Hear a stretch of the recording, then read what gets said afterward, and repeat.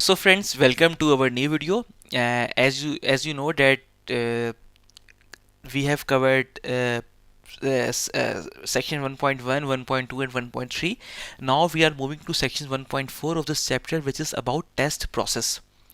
So I will try to, like, it's a big topic. I will divide it in two videos actually, and then we will like two more videos for 1.4, and then the final video will be section 1.5. So in this topic we will see in detail about test process, how the testing is planned, how we execute the test cases, and like how what are the feedback for the customer and everything. So but the main thing to know here, like, we have test process, we have different test process step. One is different activities, planning and monitoring, analysis, then design, implementation, execution and completion. And for each phase there is a work product. Like, if we are test planning, then what products actually we get after planning. Then if monitoring and control, what product normally we get after monitoring and control. So what I will do, I will teach you in a different manner. How I will cover each test activity, and from that work product section I will cover the work product for that section, so that you have in mind work product for each of the test activity. For example, I will give you an example. For test planning, we will cover what is test planning, and then we will directly jump to work product of test planning, that what actually we get after planning. Then we will know about the second activity, which is monitoring and control. After reading this, we will jump right away to the monitoring and control work product, at what we get when we do the monitoring and control. So guys, let's start test process. There is actually the very important definition. There is no universal software test process. Maybe you will see here 7 different activities of test process, but maybe in your company you have only 3-4 activities. There is no universal test process. It can be varied from company to company, but there are common set of test activities without which testing will be less likely to achieve its established objective. So there are some activities which can be overlapped, which is quite possible, but anyhow these things are the same, and you have to, like, you have to understand about the test activities actually, and they are actually in a sequential manner. For example, if you cannot, if you are not done with the first activity, you can never go to the second activity. So we will see in detail. These sets of test activities are test process. So all the activities comes under test process. The proper specific test process in any given situation depend on many factors. Which test activities are involved in test process, how these activities are implemented, and when these activities occur may be discussed in any test strategy. So if you have any organization, and then how your test process will be planned, how your activities will be planned, this only it depends on your company structure. So when, which activities you have to do, which will be overlapped, which you will miss, it all depends on your organization. So test process in context, we will see contextual factor that influence the test process of for an organization include, but are not limited to, software development life cycle model and project methodologies. Like, which software model you are using, we will see it in chapter number 2. So based on that your test process will be described, like which levels and test types you are using. Based on that you will define your test process and test levels, what kind of product and project actually you are working on. So your test process will be changed based on these factors, in which business domain you are working. Then there are some operational constraint. Test process can be changed from project to project, from requirement to requirement. These are the main factors which are influencing the test process. Then there are some operational constraints, like you have budget and resources limitation, you have some time pressure, complexities, some regularity or contractual requirements, organizational policies and practices, required internal and external standards. So your test process, how your test process will be in a flow, it all depends on some of these factors. So the following section describe journal aspect of organization test process in term of the following. The section actually will tell about test activities and tasks, and with each activity which work product we will get, and traceability between the test basis and test work product. So here quickly I will like tell you these are the two terms actually. If you see, like we have for example your test basis, and then you have your test work product. Yeah, like test basis can be anything, like for example any document or source of information to write test cases from that. And also for test analysis, test basis should be well defined, and one can easily identify test conditions from test basis. Like you have described some test basis, and then based on test basis you describe some test conditions, and you write your test cases, test scenarios, you execute them. So test basis can be like your any document or source of information, and even work product. So there should be a traceability that if you are writing this test case, this should fulfill this requirement. This we will see in detail in upcoming section as well. It is very useful if the test basis for any level or any type of testing that is being considered has measurable coverage criteria defined. For example, you say there is my test basis, there is some document which is describing to like test something, there are some requirements, you can say any source of information, and you say that if I have 10 requirements, uh, or you say if I have 10 test cases, then all of 10 requirements, like each test case will cover one requirement, so 10 test cases will cover 10 requirement, and my test basis has 100% coverage. So it is good to have some traceability. The coverage criteria can effectively as a key performance indicator to drive the activities that demonstrate achievement of software test objectives. Like you define some objective, for example, if I have 10 requirements or 15 requirements as per the requirement specification document, then my test cases should cover all of these requirements. Then I have 100% requirement coverage. This everything we will see in detail, don't worry about this. For example, for a mobile application, the test basis may include a list of requirement and a list of supported mobile devices. Like you have to develop a mobile app, and then from the customer you got like they are asking you, I will take only two main, like Android and iOS. You have two platform, you have two mobile devices, and they have given you some requirement. So this is your test basis. Like your test basis will tell you that we have two testing environments, we have this requirement. For example, I have to develop a login application or some shopping application which will contain this and this, and all of this whole box including all detail is your test basis. And from this test basis you actually, you know your requirements, you then drive your test cases from that, you execute them, you run them, implement them. So each requirement is an element of test basis. So from test basis you develop some requirement, you say requirement number 1, you develop requirement number 2, you took requirement number 3, and then you have written test case number 1 which will fulfill the which will test the requirement 1. You have written test case 2 which will fulfill requirement 2. You have written test case 3 which will fulfill requirement number 3. So from test basis is your basic document for your any work product, and you will work on that. It can be test basis or your work product, whatever you have. So test basis is as the name suggests, it's a very basic document from which you will get some requirements. So for example, for a mobile application, each requirement is an each supported device. Like they are telling us, test basis may include the list of requirements, like what your app should do, and supported mobile devices. For example, it should run on Android, iOS, and maybe on Microsoft, Windows Phone, wherever they want. So each requirement is an element of test basis. You are driving some requirement, they are derived from test basis. Each supported device is also an element of test basis.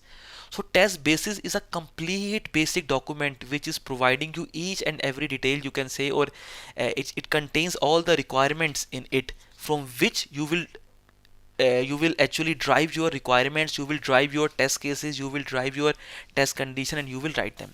So the coverage criteria may require at least one test case for each element of test basis. You, like for example, you like with the customer, you had an agreement and you tell them for each of the requirement of test basis I will write one test case. So it will be my requirement coverage. If 100 requirements, I have 100 test cases, then my requirement coverage is 100%. Once executed, the result of these tests tell stakeholders whether specified requirements are fulfilled and whether failures were observed on supported devices. So, for example, users say for iOS I have 10 requirements, for Android I have 10 requirements, and when your testing is done, you tell him on Android all test cases are passed. That means all requirements are fulfilled. On iOS 8 requirements are fulfilled, my 8 test cases are passed. So you can give some information or some decision critical information to your customer. Now we will come to the main topic, which is about test activities and tasks. This is a topic like we are currently studying about test process, and in test process we have some test activities which are universal, which will be in all organization.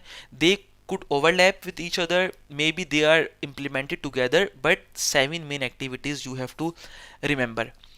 I have made a very good shortcut for that: test planning, monitoring and control, analysis, design, implementation, execution, completion. I have made a shortcut: PMA DIEC.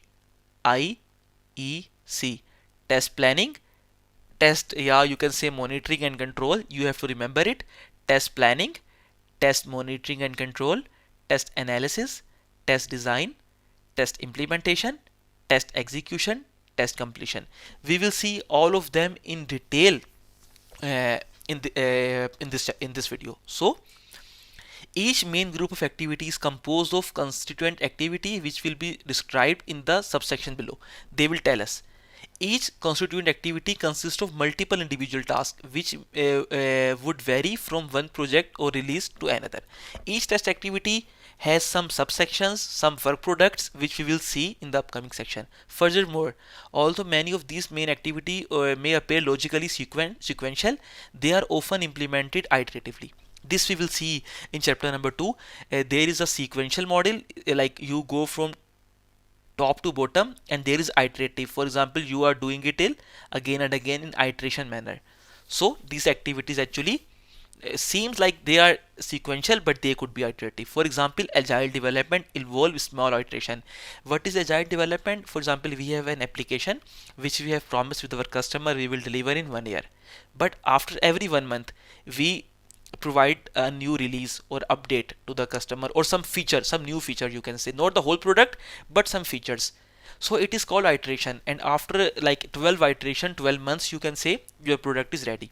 So a small iteration of software design in agile, we build and test, that happen on the continuous basis, supported by ongoing planning. Like you are planning continuously in each iteration, you got some feedback, you replan your things, test planning phase, and then you came with some new idea. So test activities are also happening on iterative continuous basis within the software development approach. Even in the sequential software development, the stepped logical sequence of main group of activities will involve overlap, combination, concurrency, or omission. So tailoring these main group of activities within the context of the system and the project is usually required. Like these are the standard activities. It looks like that you have to plan, then you will go to monitoring, then you analyze, then you design, then you implement, then you execute, then you complete. But like it's a sequential manner, but they can overlap with each other. So this is being told in this section. Now, as I told you, we will discuss each and every activity, and in the parallel, one activity is done, then I will jump to the work product. I will tell you what is the work product of that particular activity. Like normally what are the work products that we are looking into for this particular test activity. So it will be more easy for you.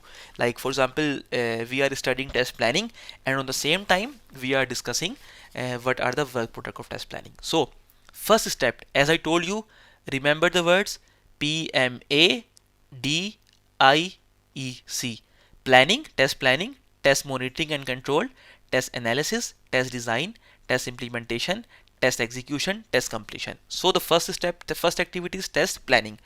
Test planning is what is test planning? Like whenever you read this word, what comes in your mind is scheduling of test analysis and design. You schedule everything, you plan everything, you write your master plan during test planning.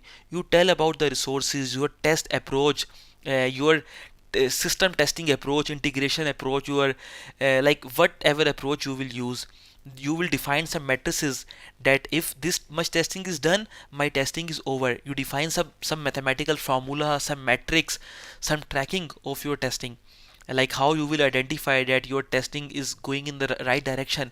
So test planning contains some master plan. Test planning involves activities that define the objective of testing. Main thing, it will define what is the objective of testing. Why are you testing it? What is the main objective of testing in this particular software development, or in this particular project? And approach for the meeting test objective within the constraint imposed by the context, e.g. Specifying suitable test techniques and tasks and formulating a test schedule for meeting a deadline. You are planning everything, like which technique you will use, what will be your master plan, what will be the date when you will start analyzing your requirement, when you will design your requirement. These all are test activities you will see later. When you will implement your test cases, when you will execute your test cases, everything is in the plan. Normally in every project we have a test plan. And it could be like of one or two rough documents, maybe till 1,000 pages of test planning. It varies from project to project. Test plan may be revisited based on the feedback from monitoring and control activities. So this could be test planning, like on the runtime during project. After every 1 or 2 months you are replanning your testing, you are changing your actions, you are changing your test techniques. It's possible. So this is test planning. First phase of planning, which is PMADIC, is planning. And now I will directly jump to the work product of test planning, so that you have in mind. Actually in exam we have questions like this: what is the work product of test planning, for example. So first of all, I will read this. Test work products are created as a part of test process. Just as there is a significant variation in the way of that organization implement the test process, there is also significant variation in type of work product created during test process, in the ways those work products are organized and managed, and in the names used of those work products could be changed for each activity of a test planning. This labels adhere to the test process outlined above. Like it will only tell about those products which are related to our test activities. So many of these work product many of the work product described in the section can be captured and managed using test management tools and defect management tool. So many of the work product which are being defined here, we will see in detail about this test management and defect management tools, even about the test planning in chapter number 5. So the main part, we know the test planning. Now we will see what are the work product of test planning. Test planning work product typically include one or more test plans. So actually what I will do, on the same time over here I will write for you guys, for example, our activity, and over here I will write work product. Okay, so the first activity is test planning. Test, I will write T, test planning. So what is the work product of a test planning? Is your test plan, your master test plan. You can say it as anything, like it could be your master test plan, it could be your test plan, whatever you want to say, but actually it is your test plan. So it is very important, like what is your plan, how you have planned everything, the different phases of testing, how you have planned them. So it is the work product of your test planning phase. Okay, this we have seen here. The test plan includes information about test basis, like what, as we have seen this term test basis, it is the main document or the basis of your like from where you drive your requirements, your test cases, your test conditions. So test plan include information about test basis to which the other test work product will be related via traceability. We will see in detail in section 1.4, as well as exit criteria or definition of done, DOD.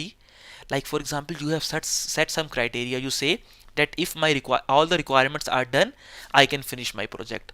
For a component level, for a single module, you say that if this .c file has 100% code coverage, then it is exit criteria for unit testing for a single file. So there could be many exit criterias, many entry criterias. This we will see in detail.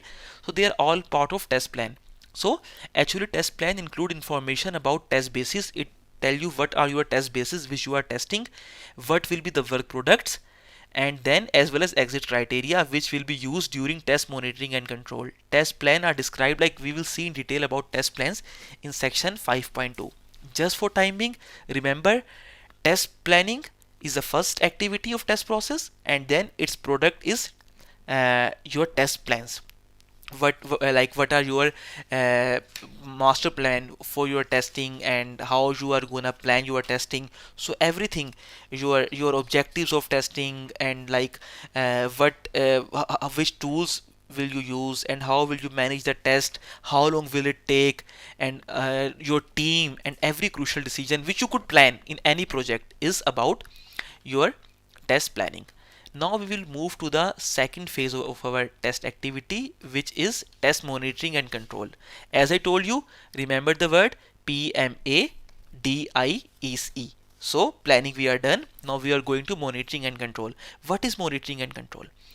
Just remember one thing, test planning is being done throughout the project. Maybe based on the customer feedback, you change your plan. So this activity happens throughout the project. It's not like this you plan in the start and then you don't revise it, but it's an ongoing activity. The same is the case with monitoring and control.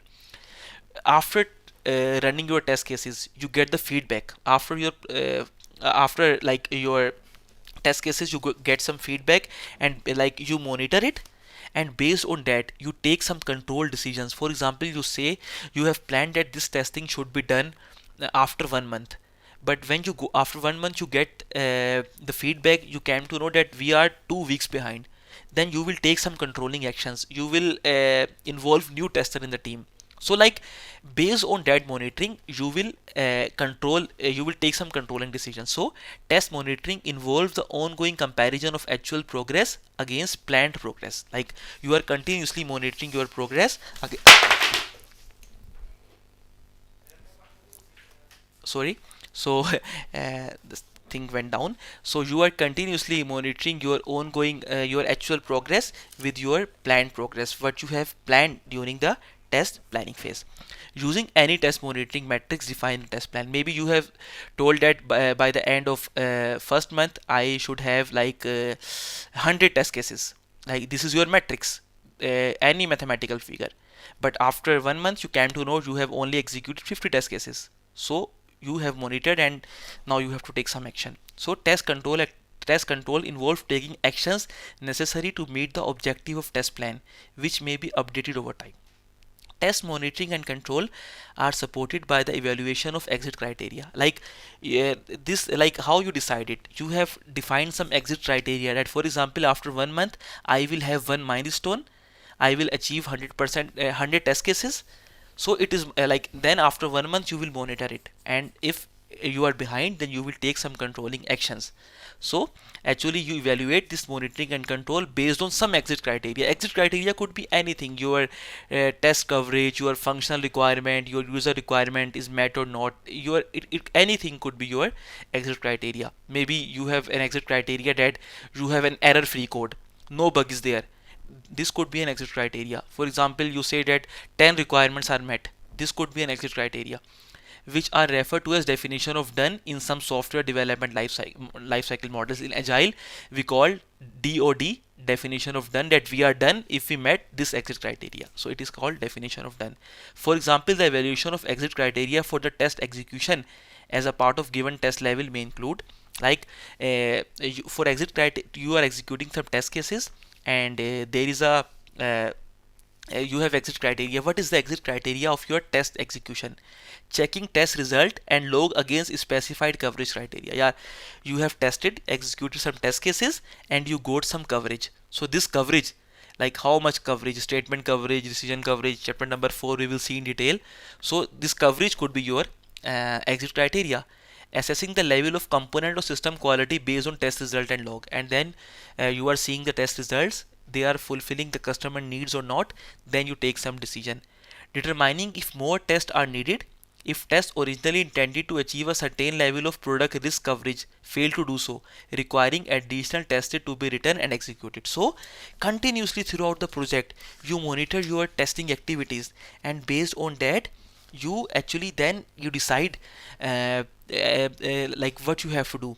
And this test monitoring, actually this is being done, monitoring and control, by test manager or test leader. This we will see in chapter number 5 in more detail.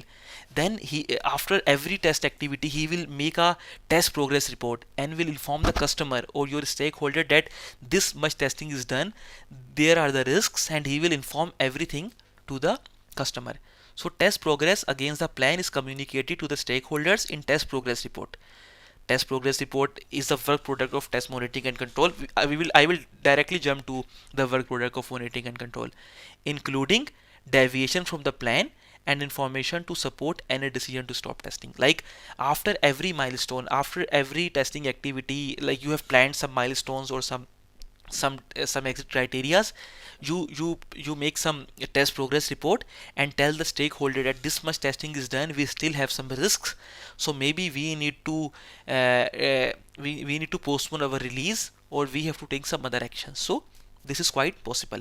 Now I will directly jump to the work product of test monitoring and control. As we have done with test planning, we had a master plan or test plan. In test monitoring and control, what are the typical work products? In test monitoring and control, work product typically include various types of test reports. You have different kind of test report, maybe test progress report. I will give you an example. What is the difference between test progress report and test summary report? Like you have planned of 12 different milestones for a project. You have planned that by the end of every month I will give a test progress report. Like a milestone is achieved every month, and then it is called test progress report. But when the whole software is done after 12 months, then you will give test summary report. So this is the difference between test progress report and test summary report. So like in some small projects, we only have test summary report in a test completion phase. This we will see. But in agile method, where we have iterations, maybe we have to provide them some progress report and summary report. So these are the work product of test monitoring and control. Test monitoring and control work product typically include various types of test report, including test progress report produced on ongoing or regular basis, and test summary report produced at various completion milestones. Like you had a big milestone. For example, I will make it more easy. You had planned that you will divide your development and the testing activity onto like it will be divided in two parts, six months. So after, for example, like within the 6 months, you are providing the customer on the regular basis this test progress report. You are saying him that this is my first milestone, this is my second milestone. So after this particular milestone, maybe you need to provide him a test progress report, and after whole this project, you will provide him test summary report. But it depends, like produced at the various, maybe if you have different milestones. For example, you have a very big project and you haven't planned it, like project of 1 month. So at the end, you have a complete test summary report which is equal to test progress report. But in a big project, you have divided in different milestones, and at the end of each milestone, you provide with the stakeholder with a test summary report. So all test reports should provide audience relevant details about the test progress as of the date of the report, including summarizing the test execution result once those become available. Like you should inform the stakeholder that this much testing has been done, there are no risks in the release, so we can release it, or maybe you can inform them there are some test cases left. Test monitoring and control work product should also address project management concerns such as task completion, resource allocation, usage and effort. Like in the test monitoring and control work product, which are test summary report or test progress report, you inform your management as well that we are lagging behind, we need some more resources. You can also inform them in this report. Test monitoring and control and the work product created during these activities are further explained in section. Chapter number 5 is totally related to test planning and monitoring and control, so this we will see over there. Now for your short summary, I will write down here. Second phase was test, monitoring and control. Your work product could be test progress report or test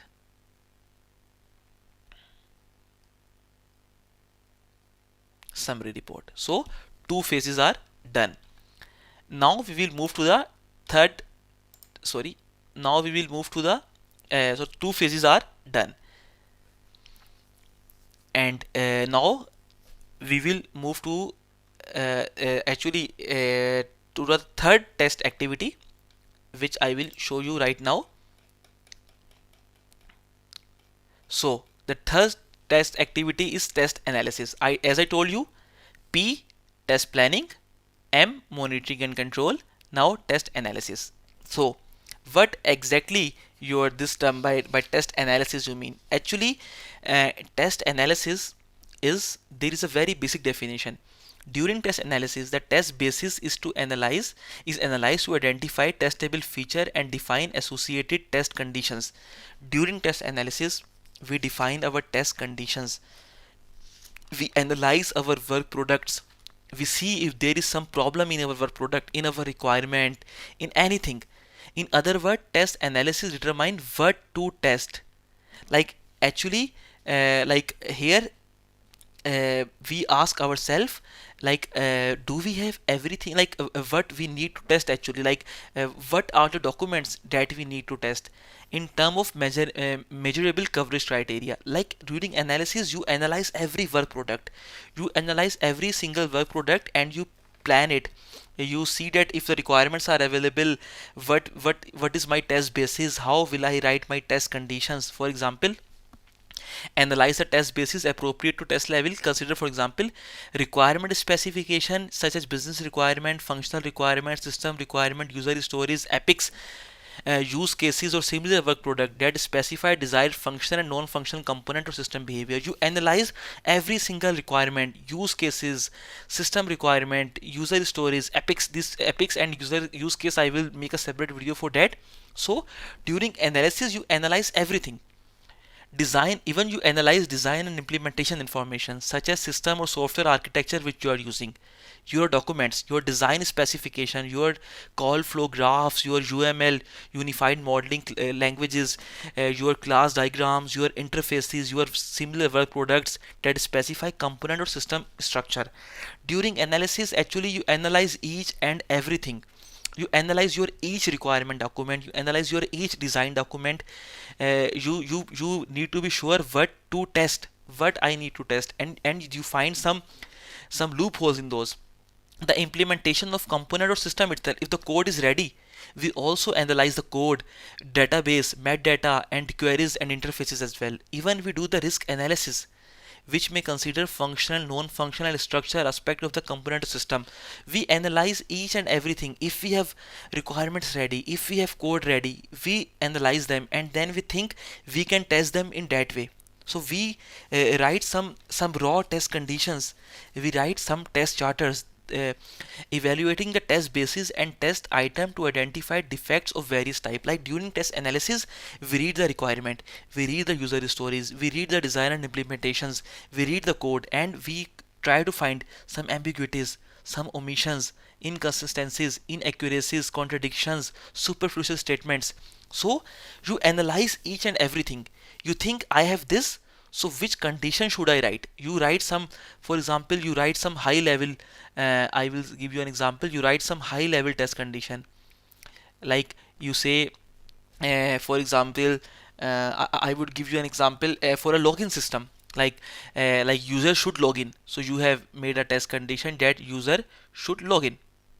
So you analyze your work product based on that, your test basis that user can log in or not. So you write some very raw test conditions. You think about test conditions, you identify features and sets of feature to be tested. You identify each and everything, like what I will need to test in future, what test cases should will I need to design, what how will everything will go in the upcoming phases, defining and prioritizing test conditions for each feature based on the analysis of test bases and considering functional, non-functional and structural characteristic, other business and technical factor and levels of risk. You analyze your test cases and actually you like prioritize your test conditions. You write the main product of your test analysis is test condition.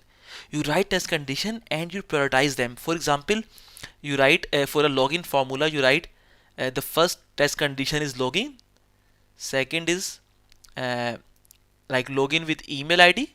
You can say subcondition a, subcondition b is type your password. So you have prioritized your test condition. Like my first test condition is login, so the first of all I will ask from the customer for the email, then for the password. So it's a very raw test condition. You have written it down here during test analysis. The application of black box, white box, these techniques you will see in chapter number 4. Don't worry about that. And experience based techniques can be useful in the process of test analysis. You analyze and then you think about some test conditions to reduce the likelihood of omitting important test conditions and to define more precise and accurate test condition. Maybe you can refine them. You have some experience, you define some raw conditions and then you say, aha, no, this login condition can be more refined. Like give a hint to the to your login to your customer that this email id should contain at the rate of sign. Then for the password, there should be a test condition that it should not be displayed and it should be only displayed with star star star on the user interface. Like you can change your think about the test conditions about your requirements. In some cases, test analysis produce test conditions which are to be used as test objective in test charter. Actually, what exactly is like normally we have a term which is called test charter. Actually, in test charter we don't write the test cases, but actually we write our test condition and we call it charter. Like we have some test conditions and this document is called test charter, and then based on that we do some kind of like experience testing. And this term like test charter are typical work product in some type of experience based testing. Like for example, you have experience of the same product, you see the product and you say I should test this product for like on 4 or 5 different conditions. You already know the conditions, so that is called your test charter. You don't exactly write your test scenarios or your test cases, but you only write test conditions. So when these objectives are traceable to the test basis, coverage achieved during such experience based testing can be measured. You say that for this test case I am covering this requirement, for this test case I am covering this requirement. So then when all of the requirements, all of the code coverage is done, and then you say my code coverage is requirement coverage is 100%. The identification of defect during test analysis is an important potential benefit, especially where no other review process is being used or the test process is closely connected with the review process. Chapter number 3 is about the review process, we will see in detail. But just for here, like sometime you don't have the time for the review, so test analysis is very good test step or activity in which you will analyze each your document and you will review them and will find some fault in them. Such test analysis activities not only verify whether the requirements are consistent, properly expressed and complete, but also validate whether the requirement properly capture customer, user and other stakeholder needs. Like you have some senior testers, they are analyzing the requirements, they are analyzing the code, each and everything. So then based on that you are analyzing everything and you are writing some test conditions. So it will help you a lot. If you don't have any formal review process in your company that you review each work product when it is done, then during test analysis you can review every work product and you can give your point of view. For example, techniques such as behavior driven development And acceptance test driven development will involve generating test condition and test cases from user stories and acceptance criteria prior to coding. So what is behavior driven development? For example, you don't have any code, you haven't written any code, you have a requirement from the customer or some test case, test condition. You run this test case and you check my test case is failed because there is no code to test. Then based on this test case, you write your code, again test it. Now your test case is passed because code is there. So it is called behavior driven development. You know the behavior of the system. You write test case for that first. You run that test case, it is failed because there is no code inside this box. Test case will fail. Now you know this is my test condition. Based on this test condition, you will write your code, which is called behavior driven development. And you know the behavior of your system, then your test case will be passed. Or acceptance test driven development, like normally you have test conditions or test cases, you run them and you write them, and then you write your code based on those test conditions. Or even you have some user stories, some requirements from the customer, and directly based on that requirement you write your code. So these techniques also verify, validate and detect defects in the user stories and acceptance criteria. This everything actually this everything we do normally, like our team, we do this during test analysis. So now right away I will move to the work product of test analysis. So test analysis work products include defined and prioritized test conditions. As I told you, like only some you can say rough test conditions, or you can say some test conditions you have in your mind that I will test this system for these conditions. You haven't written the high level test cases, or haven't written some really test cases, but you have only test conditions, each of which is ideally bidirectionally traceable to the specific element of test basis it cover. You say that, for example, I have requirement number 1, I am writing test condition 1 for this requirement. So then for requirement number 2, I am writing test condition number 2. So this is traceable. Then when your test conditions are done, in the next step of test process, which is test design, actually here you design your test cases. So test analysis is only about writing test conditions and then just to make sure that test conditions are fulfilling or checking all the requirements. For exploratory testing, test analysis may involve the creation of test charter. Exploratory testing actually we will see in detail in chapter number 4 about test techniques, but only for here I will tell you. For example, in exploratory testing, we have the product ready. You have product ready. You haven't tested it. You had some serious time pressure. Product is ready. Now you have a senior tester who see this product and play with it. And on the runtime, he writes some test conditions that if I do this, then it should give me this output. Like on the runtime, he's exploring the app or your software and writing some test conditions. So that term is known as test charter. So test analysis may also result in discovery and reporting defect in the test basis. Even test analysis is very important. Sometimes it can tell you there is ambiguity or there is some inconsistency in your requirement. So test analysis is very important for this as well. Now I will quickly jump for your reference. The third step of test activity is test analysis. As I told you, PMA.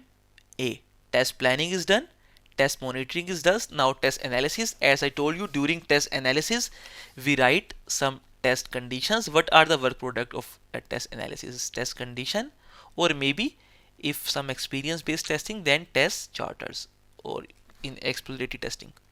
So this was the work product from the test analysis. And now this was everything for this video. In the next video we will cover the remaining test activities, which is test design, test implementation and test execution, and we will see their work products as well. Work product for design, implementation, execution and completion. And then we will, in the final video of this chapter, we will see the traceability between the work product and test basis, and human psychology as well. So for this video, this was everything. Until next video, I wish you a very nice day and take care.